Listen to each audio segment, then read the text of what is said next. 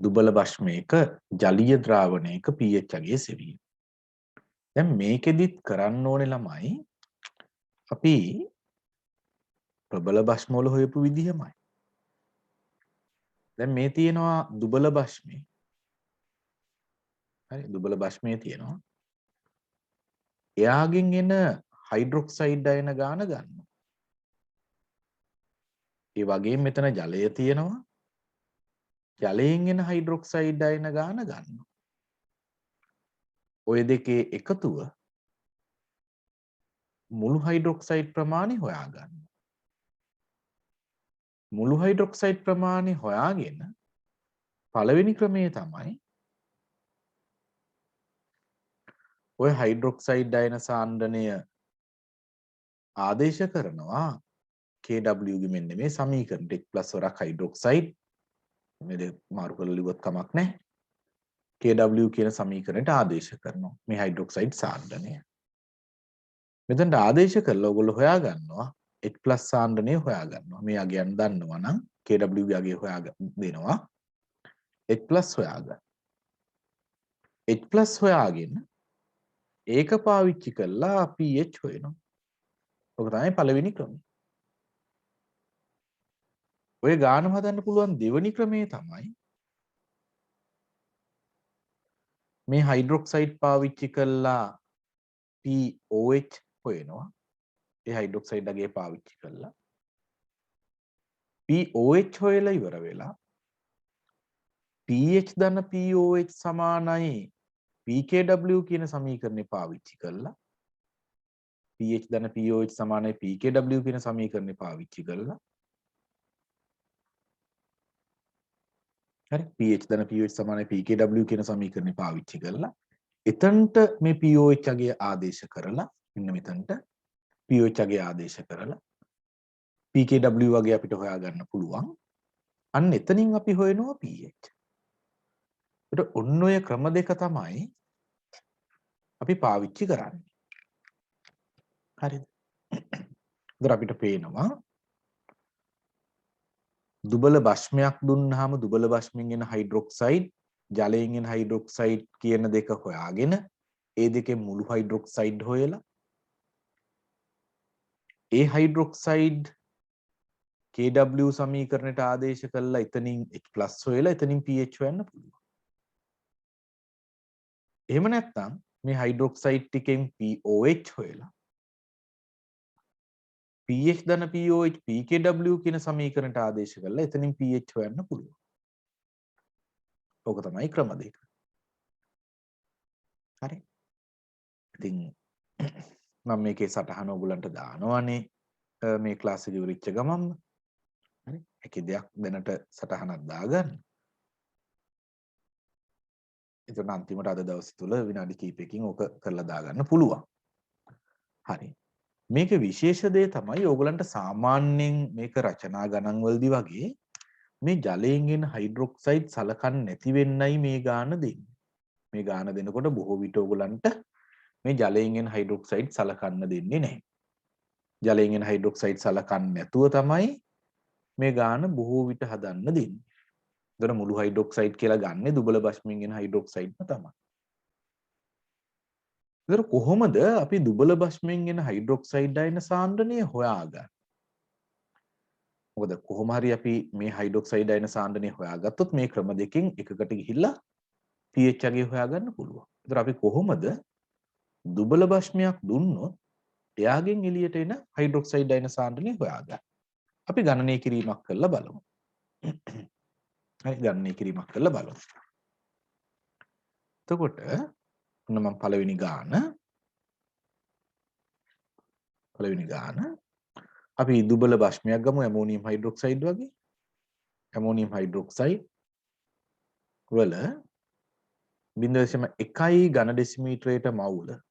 ඔන්න යාගේ සාන්ද්‍රණය දෙන්න ඕනි දුබල භස්මය දෙනකොට. හරි ජලීය ද්‍රාවණයක 0.1 ඝන ඩෙසිමීටරයට මවුල ජලීය ද්‍රාවණයක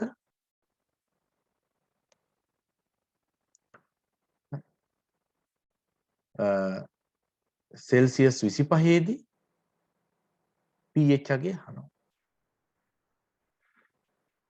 මේ ගාන හදද්දි දත්ත වශයෙන් ඕගලන්ට සාමාන්‍යයෙන් දෙන්න ඕනේ ඇමෝනියම් හයිඩ්‍රොක්සයිඩ් කියන දුබල භස්මේ Kb අගය දෙන්න ඕනේ. මම ඒකේ Kb අගය කියන්නම් 1 ගුණ කිරීම 10 ඍණ 5යි කියලා.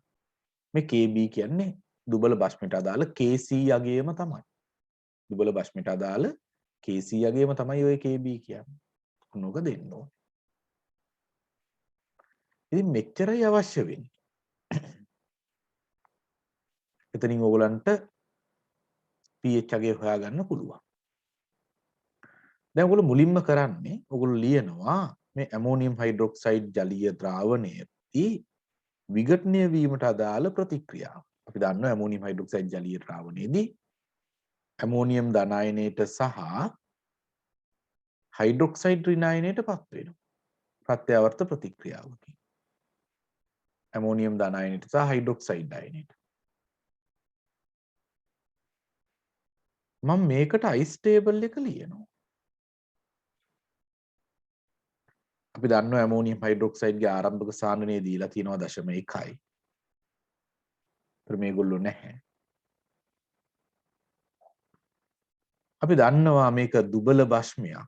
එයාගේ Kb අගය දිහා බැලුවහම අපිට තේරෙනවා එයාගේ Kb අගය එකවරක් 10 ඍණ 5යි. 10 ඍණ 3ට වඩා එකවරක් 10 ඍණ 3ට වඩා කුඩා ඉලක්කමක් තමයි මේකට ඇවිල්ලා තියෙන්නේ. එකවරක් 10 ඍණ 3ට වඩා කුඩා ඉලක්කමක් තමයි Kbට ඇවිල්ලා තියෙන්නේ. හරි ඒකත් ඔළුවේ තියෙන්න ඕන.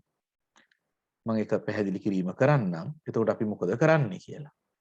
දැන් අපි දන්නවා මෙයාගෙන් විඝටනය වෙනවා x ප්‍රමාණයක්. ඒතර ඇමෝනියම් හයිඩ්‍රොක්සයිඩ් එකකින් ඇමෝනියම් එකක් හැදෙන නිසා මෙතන හැදෙනවා x ප්‍රමාණයක්. මෙතන විඝටනය වෙන ප්‍රමාණයට සමාන ප්‍රමාණයක් හැදෙන්නේ. හයිඩ්‍රොක්සයිඩ් අයනත් එහෙමයි. එකකින් එකයි හැදෙන්නේ. දැන් අපි දන්නවා 0.1 තිබ්බා x ප්‍රමාණයක් අඩු වුණා. ඊටු ටික තමයි මේ තියෙන්නේ. මෙතන තියෙන x ප්‍රමාණයක් මෙතන තියෙන x ප්‍රමාණයක්. මෙතන බැලුවා. තිබ්බේ නෑ x එකතු වුණා කියන්නේ දැන් ඊටු x ප්‍රමාණයක් තමයි අන්තිමට. හයිඩ්‍රොක්සයිඩ් ගෙත් එහෙමයි. දැන් මෙන්න මේ ප්‍රමාණය කලින්ම ගණනය කරගෙන හිටියානම් හරි කියන එකයි මම කියන්නේ. මේ ප්‍රමාණය වෙන ගානකට යන්න කලින් ගණනය කරගෙන ඒකට අවශ්‍ය වන්නේ මේ Kb. ඒකට අවශ්‍ය වෙන්නේ මේ Kb. බලන්න Kb දිහා. Ka Kb වලට එන උත්තර එකවරක් 10 ඍණ 3ට වඩා කුඩා ඉලක්කම් වල ඒවන. අපි දන්නවා එකවරක් 10 ඍණ 5 කියන්නේ එකවරක් 10 ඍණ 3ට වඩා පොඩි ඉලක්කමක්. එතකොට මේ දුබල අම්ල දුබල භස්ම වලින් දැන් අපි මෙතනදී කතා කරන්නේ දුබල භස්මයක්නේ. මේ දුබල භස්මෙන් සිදුවන විඝටන ප්‍රමාණය විඝටනය වෙලා යන එක නොසලකා හරින්න පුළුවන් කුඩා ප්‍රමාණයක් තමයි මේ x ප්‍රමාණය. මේ තියෙන සාන්ද්‍රණයට සාපේක්ෂව මේ කැඩෙන ප්‍රමාණය හරිම පොඩි. ඒක අපි තේරුම් ගන්න මේ Kb අගය. මේ Kb අගය එකවරක් 10 ඍණ 3ට වඩා පොඩි ඉලක්කමක් නම් අපි මෙතනින් මේ විඝටනය වෙන ප්‍රමාණය ඉතාමත්ම ස්වල්පයක් කියලා සලකනවා මේ දීලා තියෙන සාන්ද්‍රණයට වඩා. ඒක නිසා 0.1න් මේ x කියන එක අඩු කළා කියලා ලොකු වෙනසක් වෙන්නේ නැහැ කියලා ගන්නවා. ඒක නිසා මෙතන උත්තරේ ආසන්නව 0.1මයි කියලා ගන්නවා. ඒක කලේ Kb දිහා බලාගෙන. දැන් අපිට Kb සඳහා ප්‍රකාශනය ලියන්න පුළුවන්. Kb සඳහා ප්‍රකාශනය ලියුවොත් ඇමෝනියම් අයනි ජලීය මෙතන ගුණ කිරීම හයිඩ්‍රොක්සයිඩ් අයනි බෙදීම ඇමෝනියම් හයිඩ්‍රොක්සයිඩ් සාන්ද්‍රණය. කොහොම ගන්න පුළුවන්. වෙන පොඩ්ඩක් අඩු වුණා නේද? හරි. කොහොම ගන්න පුළුවන්. දැන් අපිට පේනවා ඇමෝනියම් අයන සාන්ද්‍රණය හයිඩ්‍රොක්සයිඩ් අයන සාන්ද්‍රණයට සමානයි. ඒ නිසා අපිට ওই ප්‍රකාශනේ මෙහෙම ලියන්න නැතුව Kb සමානයි මේක හයිඩ්‍රොක්සයිඩ් සාන්ද්‍රණයේ වර්ගය කියලා ගන්න පුළුවන්. කොහොමද එහෙම කළේ? මේ අගයන් දෙක සමාන නිසා මෙයත් හයිඩ්‍රොක්සයිඩ් කියලා හිතුවා. දෙකම සමානයි. මේක හයිඩ්‍රොක්සයිඩ් නම් මේකත් හයිඩ්‍රොක්සයිඩ් කියලා හිතුවා දෙක සමාන නිසා. එතකොට මට මේක ඕන නම් හයිඩ්‍රොක්සයිඩ්ගේ වර්ගය කියලා ගන්න පුළුවන්. බෙදීම ඇමෝනියම් හයිඩ්‍රොක්සයිඩ් සාන්ද්‍රණය. මට අවශ්‍ය වුණේ pH හොයන්න නම් හයිඩ්‍රොක්සයිඩ් හොයා ගැනීම තමයි මූලික අවශ්‍යතාවය. දැන් මට පුළුවන් මෙතනින් Kb ආදේශ කරන්න. ඒතර Kb ආදේශ කරොත් මම ඒක ඊළඟ කොලේ කරන්න. හරි. අංක 3 කොලේ. මට පුළුවන් දැන් Kb ආදේශ කරන්න. Kb එන්නේ එකවරක් 10 ඍණ 5යි. හරි. ගන් ඩෙසිමීටරට මවුල තමයි ඒකකේ. මම ඒක ආදේශ කරේ නෑ කම්මැලි කමට. මෙතන තියෙනවා හයිඩ්‍රොක්සයිඩ්ගේ වර්ගය. මෙතන තියෙනවා හයිඩ්‍රොක්සයිඩ්ගේ වර්ගය.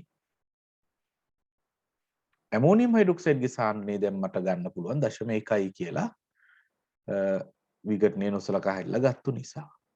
ඔහොම එනවා. දැන් උතනින් මට පුළුවන් හයිඩ්‍රොක්සයිඩ්ගේ වර්ගය උක්ත කරලා ගන්න. මේක මෙතනට හරස් ගුණිත වෙනවා. ඒකට එකවරක් 10 ඍණ 6යි. එකවරක් 10 ඍණ 6යි කියලා තමයි ඉන්නේ හයිඩ්‍රොක්සයිඩ්ගේ වර්ගය. මෙතනට ආවයන් පස්සේ මම හයිඩ්‍රොක්සයිඩ් සාන්ද්‍රණය හොයා ගන්න ඕනේ. හරි. පළවෙනි ක්‍රමයට ගාන හදන්න නම් මම හයිඩ්‍රොක්සයිඩ් සාන්ද්‍රණය හොයා ගන්න ඕනේ. ඉතින් හයිඩ්‍රොක්සයිඩ් සාන්ද්‍රණය හොයන්න මේකේ වර්ගමූලය ගන්න සිද්ධ වෙනවා. එහෙමනම් මම මේකේ වර්ගමූලය ගත්තොත් මොන හයිඩ්‍රොක්සයිඩ් සාන්ද්‍රණය මෙතනට එන්නේ. දෙපැත්තේ වර්ගමූලය ගන්නවා. මේ පැත්තේ වර්ගමූලය ගත්තාම එකේ වර්ගමූලය එකමයි. 10 ඍණ 6 වර්ගමූලය 10 ඍණ 3යි. දර්ශකයක් දෙකෙන් බෙදෙන එක තමයි වර්ගමූලය ගන්න කරන්නේ. මොන අපි දැන් හයිඩ්‍රොක්සයිඩ් සාන්ද්‍රණය හොයාගත්තා. ඒතර හයිඩ්‍රොක්සයිඩ් සාන්ද්‍රණය හොයාගත්තයන් පස්සේ හරි හයිඩ්‍රොක්සයිඩ් සාන්ද්‍රණය හොයාගත්තයන් පස්සේ ওই විදිහට හරි ඔහොම හයිඩ්‍රොක්සයිඩ් සාන්ද්‍රණය හොයාගත්තයන් පස්සේ මම කියවනේ ජලීය ද්‍රාවණයක මුළු හයිඩ්‍රොක්සයිඩ් සාන්ද්‍රණය තමයි අපි හොයාගෙන තියෙන්නේ ජලයෙන් ලැබෙන ප්‍රමාණය සලකන්නේ නැහැ මේ වගේ තරම්වලදී.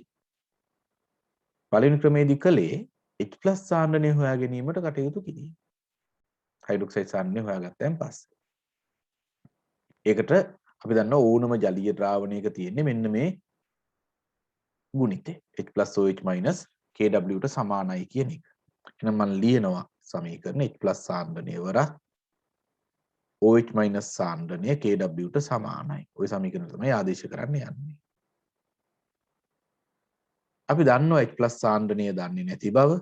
ඒක තමයි හොයන්න යන්නේ. හයිඩ්‍රොක්සයිඩ් සාන්ද්‍රණය දීලා තියෙනවා. එකවරක් 10 ඍණ 6යි. 10 ඍණ 3යි. sorry 10 ඍණ 3යි. KW සෙල්සියස් 25 දී ඒගොල්ලෝ දෙනවා. අපි දන්නවා සෙල්සියස් 25 KW වගේ එකවරක් 10 ඍණ 14යි කියලා. ඒතර අපිට මෙතනින් හොයන්න පුළුවන් H+ සාන්ද්‍රණය. සුළු කරාම එන්නේ එකවරක් 10 ඍණ 11යි කියන එකනේ මෙතන ඉන්නේ 10 ඍණ 3යි 10 ඍණ 14යි කියන්නේ 10 ඍණ 11යි කියන එක තමයි H+ සාන්ද්‍රණයට එන්නේ. ඉතින් එහෙම H+ සාන්ද්‍රණය ආවයන් පස්සේ අපි දන්නවා pH ගණනය කරන්න ඕනේ. pH සමානයි ඍණ ලඝු වගේ 10 පාදයට H අයන සාන්ද්‍රණය ආදේශ කරන්න තියෙන්නේ. pH අගේ අපි දන්නේ නැහැ. ඍණ ලඝු වගේ 10 පාදයට H අයන සාන්ද්‍රණය වෙන්නේ 1 ගුණ කිරීම 10 ඍණ 11යි. ඒතර pH අගේ හොයන්න මොකද කරන්නේ? pH අගේ හොයන්න කරන්නේ මේ දර්ශකයේ ලෙස දෙන අගයෙන් අඩු කරනවා. මෙන්න මෙතන තියෙන ඉලක්ක මේ දැන් මේක විදිහට නම් 1 ලඝු වගේ 1 ලඝු වගේ බිඳුවයි. ඒ නිසා මේ ද්‍රාවණයේ pH අගය 11යි කියලායි කියන්නේ. ওই ද්‍රාවණයේ pH අගය 11යි කියලා එන්නේ. ඒගොල්ලන්ට ඔය එකම ඔය ගණනය කිරීම කරගන්න පුළුවන්. මම මේ දැම්මම ක්ලාස් එක ඉවරෙච්ච ගමන් මේක දාන නිසා එකේ එක ලියා ගන්න. දැන් ඔන්න අපි පළවෙනි ක්‍රමයට විසඳුවා pH අගය. ඔක අපිට පුළුවන් දෙවෙනි ක්‍රමයටත් ඔය ගානම විසඳන්න. දැන් මම යන්නේ දෙවෙනි ක්‍රමයට විසඳන්න. හරි දෙවෙනි ක්‍රමයට විසඳන්න යන්නේ. ටක් බලමු දෙවෙනි ක්‍රමේ. තුන්වෙනි පිටුව නේද? හරි හතරවෙනි. දෙවෙනි ක්‍රමේ. දෙවෙනි ක්‍රමය තමයි හයිඩ්‍රොක්සයිඩ් සාන්ද්‍රණය පාවිච්චි කරලා POH හොයන එක. හයිඩ්‍රොක්සයිඩ් සාන්ද්‍රණය පාවිච්චි කරලා POH හොයන එක. දැන් මම හයිඩ්‍රොක්සයිඩ් ප්‍රමාණය හොයාගත්තා. මෙන්න මෙතන මේ. මෙන්න මෙතන හොයාගත්තා. හැබැයි මම මෙන්න මේ ස්ටෙප් එක දැන් මේ ගාන හදන්න අපි දන්නවනේ. මෙන්න මේ ස්ටෙප් එක පාවිච්චි කරනවා මේකට වඩා ලේසියෙන් දෙවෙනි ක්‍රමේ කරන්න. POH මේක අරගෙන හොයන්නත් පුළුවන් මේකෙන් හොයන්නත් පුළුවන්. ඔන්න ක්‍රම දෙකක් තියෙනවා POH හොයන.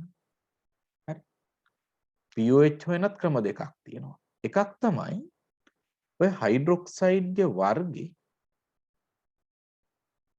සමානයි. හයිඩ්‍රොක්සයිඩ්ගේ වර්ගේ සමානයි. මේ මෙතන අගේ අරගෙන ඕන මේක අරගෙන හොයන්නත් පුළුවන්. අපි ඔය දෙකෙන්ම හොයමු. හයිඩ්‍රොක්සයිඩ්ගේ වර්ගය සමානයි එකවරක් 10 ඍණ 6යි කියලා හොයාගත්තු අගයෙන් කොහොමද POH හොයන්නේ? අනිත් එක තමයි හයිඩ්‍රොක්සයිඩ්ගේ සාන්ද්‍රණය සමානයි සාන්ද්‍රණය මේ ජලීය ද්‍රාවණි එකවරක් 10 ඍණ 3යි කියන එකෙන් කොහොමද POH හොයන්නේ? POH හොයන්න නම් මේ දෙපැත්තෙම ඍණ ලඝු වර්ගය ගන්න ඕන. දැන් ඍණ ලඝු වර්ගය ගන්නකොට මේ තියෙන දර්ශකය බලය ඉස්සරහට එනවා. දෙක ගුණ කිරීම නැත්නම් දෙකවරක් ඍණ ලඝු 10 පාදයට හයිඩ්‍රොක්සයිඩ් කියලා එනවා. මෙතනට දර්ශකය ඉස්සරහට ගත්තා. සමානයි ඍණ ලඝු 10 පාදයට එක ගුණ කිරීම 10 ඍණ 6 කියලාත් එනවා. එක ගුණ කිරීම 10 ඍණ 6. දැන් මෙතන 2යි ඍණ ලඝු 10 පාදයට OH- සාන්ද්‍රණය කියන්නේ POH ට. ඍණ ලඝු 10 පාදයට හයිඩ්‍රොක්සයිඩ් සාන්ද්‍රණය කියන්නේ POH. සමානයි ඍණ ලඝු වගේ ගන්න. එතකොට මෙතනට එන දර්ශකයේ ලෙසාකු ඉලක්කම 6. ඍණ 6 නිසා ධන 6 ගෙනෙන්නේ. ලකුණ මාරු කරලා ගන්න. 6. ඒකෙන් අඩු කරනවා මෙතනට එන ඉලක්කමේ ලඝු වගේ බිඳුවයි. ඒ කියන්නේ 2යි POH සමානයි 6යි. එහෙනම් POH සමානයි 3යි කියලා ඔන්න POH ගත්තා. POH ගත්තා. එක්ක මේ ක්‍රමයට POH ගන්න පුළුවන්. එහෙම නැත්නම් ළමයෙකුට මෙතනින් POH ගන්නත් පුළුවන්. එයා කරන්නේ දෙපැත්තෙම ඍණ ලඝු වර්ගය ගන්නවා. හරි මම වෙන පාටකින් පෙන්නන්නම් දෙපැත්තෙම ඍණ ලඝු වර්ගය ගන්නවා මේක. ඍණ ලඝු 10 පාදයට OH- සාන්ද්‍රණය ඍණ ලඝු 10 පාදයට එකවරක් 10 ඍණ 3යි. ඔම ගන්නවා. දැන් මෙහෙම ගත්තාම අපි දන්නවා ඍණ ලඝු 10 පාදයට OH- කියන්නේ මෙන්න මේකමයි. ඒ කියන්නේ POH අගය. POH අගය. ඍණ ලඝු 10 පාදයට එකවරක් 10 ඍණ 3යි කිව්වහම මේ 10 ඍණ 3 ඒකේ ඉලක්කම 3 කියන ඉලක්කම. ඒක අරගෙන ඒකෙන් අඩු කරනවා මේ එකේ ලඝු වර්ගය. එකේ ලඝු වර්ගයේ බිඳුවයි. ඒ කියන්නේ මෙතන POH එන්නේ 3යි. ඒකට කොයි ක්‍රමෙන් හැදුවත් අපිට POH බොහොම පහසුවෙන් හොයාගන්න පුළුවන්. හරි POH පහසුවෙන් හොයාගන්න පුළුවන් කොයි ක්‍රමෙන් හැදුවත්. දැන් එහෙම POH හොයාගත්තයින් පස්සේ අපි දන්නවා pH ධන POH සමානයි pKw කියලා. ඔක අපි දන්නවා. අපි මේ pKw හොයාගෙන තිබ්බනම් හරි. pKw හොයන් තිබ්බනම් හරි. අපි දන්නවා Kw සමානයි එකවරක් 10 ඍණ 14යි කියලා දන්නවා. pKw කියන්නේ ඍණ ලඝු Kw. එහෙනම් මම මේ පැත්තේ ඍණ ලඝු වගේ ගන්නවා. 10 පාදයට Kw. එතකොට ඒක pKw කියලා ගන්න පුළුවන්. pKw කියන්නේ Kw ගේ ඍණ ලඝු අගයට. Kw ගේ ඍණ ලඝු අගයට තමයි pKw. දැන් මේ පැත්තේ විතරක් ලඝු ගන්න බෑනේ. එහා පැත්තෙත් ගන්න ඕන ඍණ ලඝු අගය. එකවරක් 10 ඍණ 14 කියලා. ඒතර pKw සමානයි මෙතන. මෙතන ඍණ ලඝු ගන්නකොට කරන්නේ මේ 14 කින් ඉලක්කමෙන් අඩු කරනවා. මෙතන එකේ ලඝු වගේ බිඳුවයි. ඒක නිසා අපිට එනවා pKw සමානයි 14යි කියලා එනවා.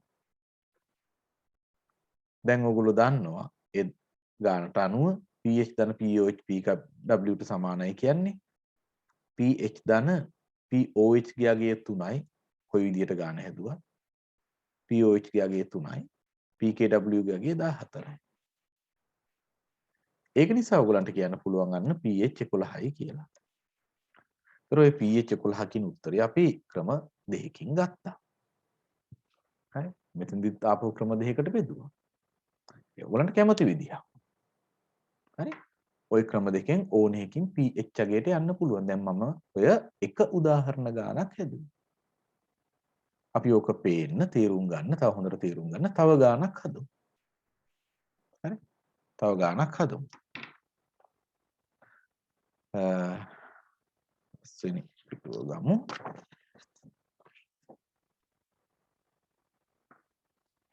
ඔන්න ඊළඟ ගාන උදාහරණ ගානක්. 6 වෙනි පිටුව දෙවෙනි ගාන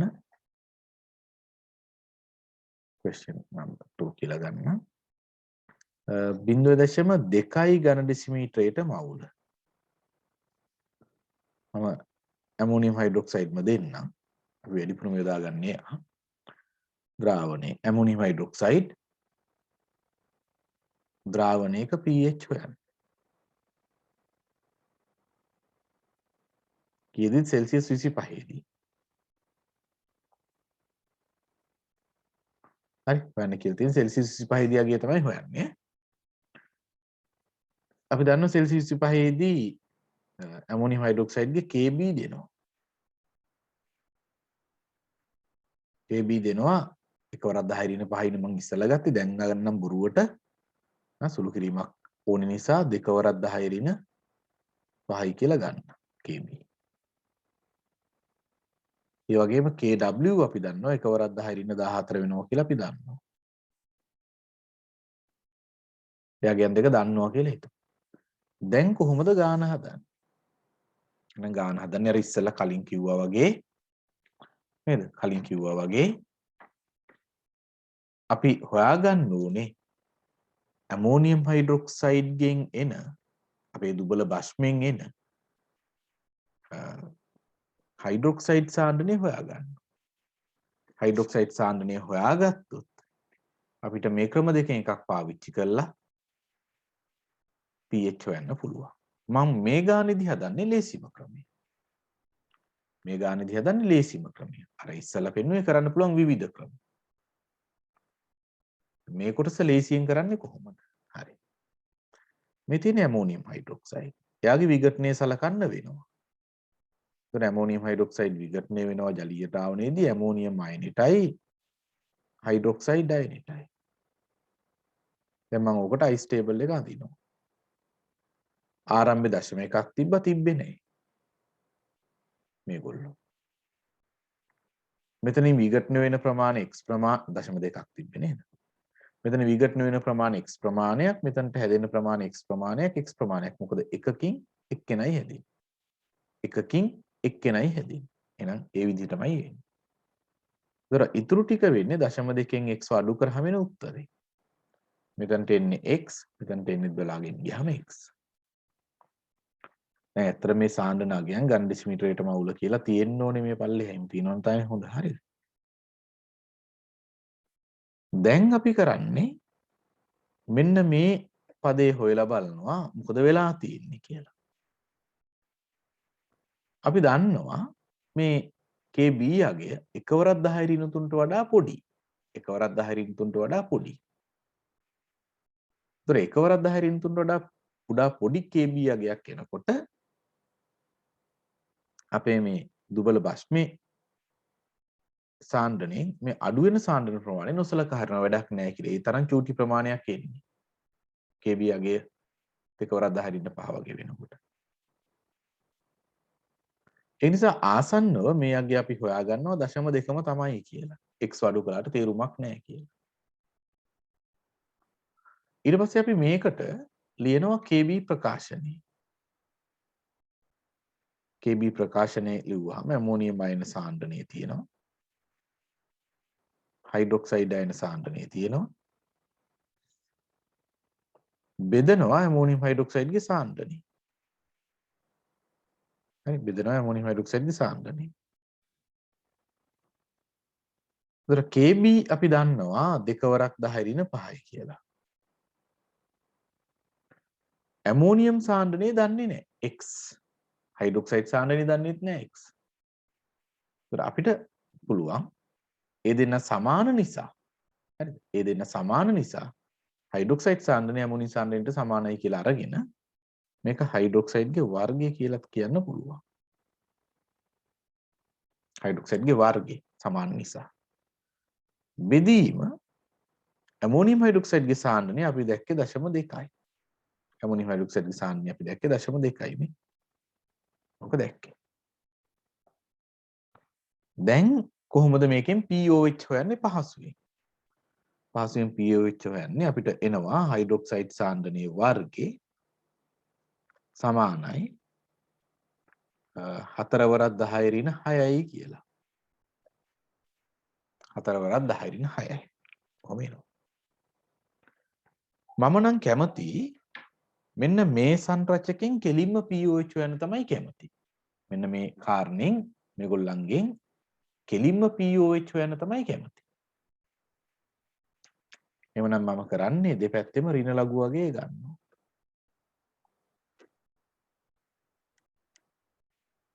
එහා පැත්තෙත් ගන්නවා.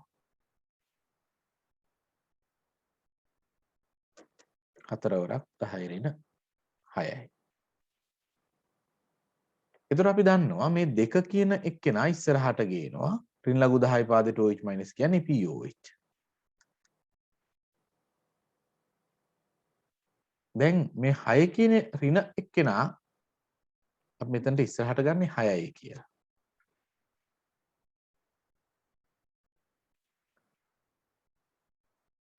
දැන් කරන්න ඕනේ මෙන්න මෙතනට එන ඉලක්කම. ඒ කියන්නේ 6න් අඩු කරන්න 4 ලඝු වගේ. 4 ලඝු වගේ 0.60යි 21යි. 4 ලඝු වගේ අඩු කරන්න ඕනේ.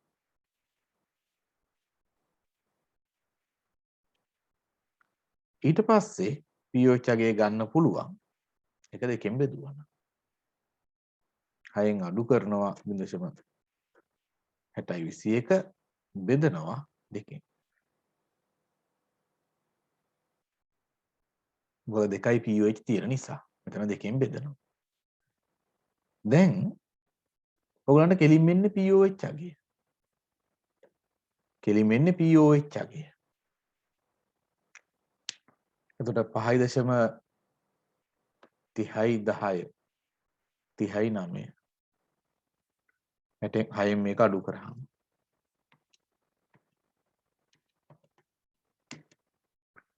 5.39යි 79. හරි. 5.39යි 79 බෙදනවා 2කින්. මොකද මේ දෙකෙන් බෙදෙන්න ඕනේ.